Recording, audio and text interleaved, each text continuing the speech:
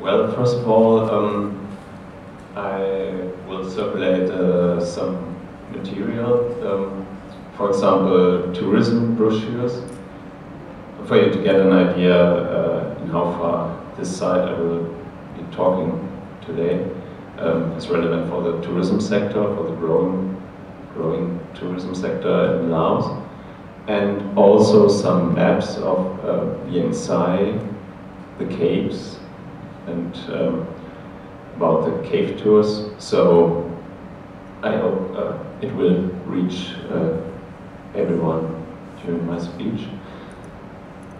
And yes, I would like to invite you to a little journey to the remote northeast of Laos, namely Hua Phan province, and in particular Vieng Sai, today the so-called birthplace of the Lao PDR. A tourism slogan, of course, but also a statement by the ruling Lao People's Revolutionary Party. I will show you later in how far the slogan has relevance, and we can discuss it later. So, Vieng Sai, during the Second Indochina War, Vieng Sai was the headquarter of the Pathet Lao. During the constant American bombing campaigns from 1964 to 73, this place that consisted of a few small villages before swole to a city of 20,000 people.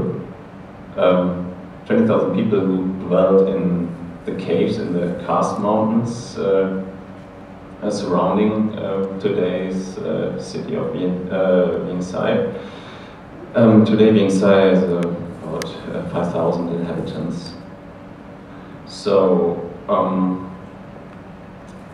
yeah, and after 73 it was for 2 years a kind of provisionary capital before the leaders of the revolutionary movement moved to Vientiane. As I mentioned, today Vieng Sai is promoted as a major tourism destination, part of the so-called Northern Heritage Route. It's a concept by the Dutch development organization SNV. And in this place, this site of memory, different issues come together. I would like to address several of them tonight. For example, besides tourism, of course, politics of nation building, politics of self-legitimation of the current regime. Yeah, general memory politics, also questions of development, socio-economic development, and you will see that tourism plays a considerable role into these concepts. Okay, I will start with a small overview. Here we see Vieng Sai within a typical Lao upland landscape with still a lot of forest, decreasing of course, a lot of swing fields, rubber. We had a lot of rubber during this conference, so I will join the debate.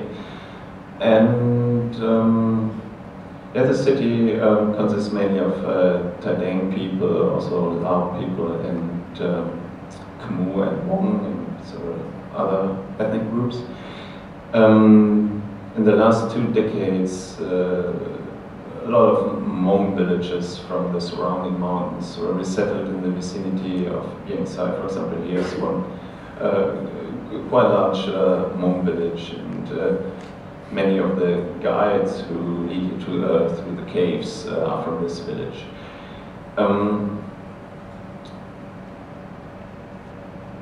Vieng Sai, because it was a provisionary capital, still has some large administrative buildings that are not used anymore. and the roads seem somehow oversized.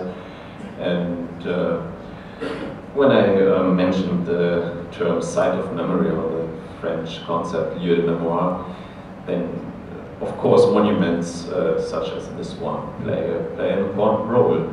You see the peasant, the soldier, and the worker with guns. The worker standing on a bomb with the letters USA written on it. So this site of memory, of course,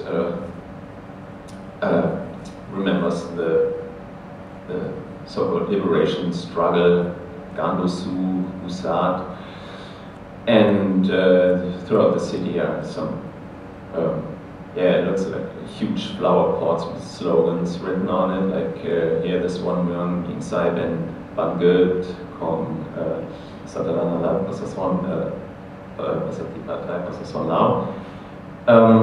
the local market is a typical upland market where the different ethnic groups from the surrounding villages sell their products. So just to get an impression of the town being Sai, now I will focus on my main topic, namely the caves. Here we see the Yengsai Caves Visitor Center. SNV did a really good job in training the staff and conceptualizing the tour through the different caves. At the moment, mainly the caves of the leaders of the revolution. As you all know, Kaen Sukonbong, Muakun Saron, and others.